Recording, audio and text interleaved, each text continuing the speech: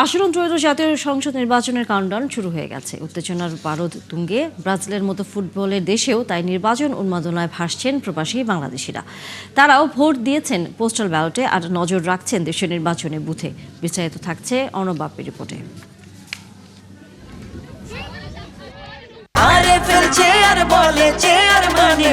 RFL chair, ক্ষমতার নয় সমতার চেয়ার। দুই হাত বাড়িয়ে যিশু উদার মনে দাঁড়িয়ে দেখছেন স্নিগ্ধ আকাশ। এটাই ব্রাজিলের ক্রাইস্ট দ্য রিডিমার। এখানেও চলছে বাংলাদেশের নির্বাচনের গল্প। কেবল ফুটবল নয়, ব্যবসা বাণিজ্য আর জীবিকার টানেও সাম্বার দেশের সাথে মিলেছে বাঙালির প্রাণ। কয়েক হাজার বাংলাদেশি বসবাস করছেন পেলে নেইমারের দেশে। আসন্ন জাতীয় সংসদ নির্বাচনও তার ব্যতিক্রম নয়।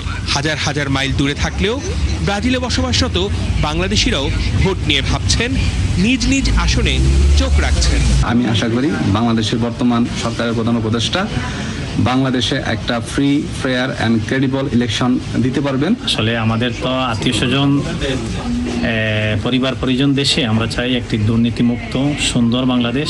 মসজিদ থেকে শুরু করে ব্রাজিলের হাট বাজার সবখানেই বাংলাদেশি কমিউনিটির গল্প আড্ডায় ভোটের হিসাব নিকাশ চলছে। জমে উঠেছে কথার লড়াই।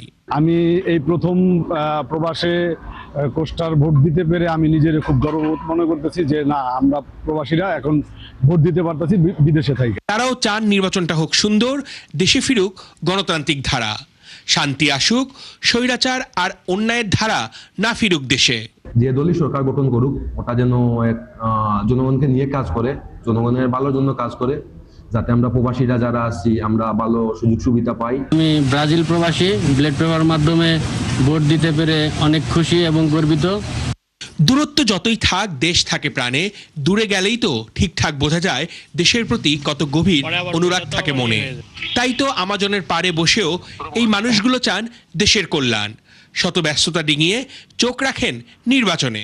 তারেক রহমানের বক্তব্য অনেক ভালো লাগতেছে। দাঁড়িপাল্লাও এগিয়ে আছে বাংলাদেশের জন্য। অর্ণব বাপ্পি, ৭১।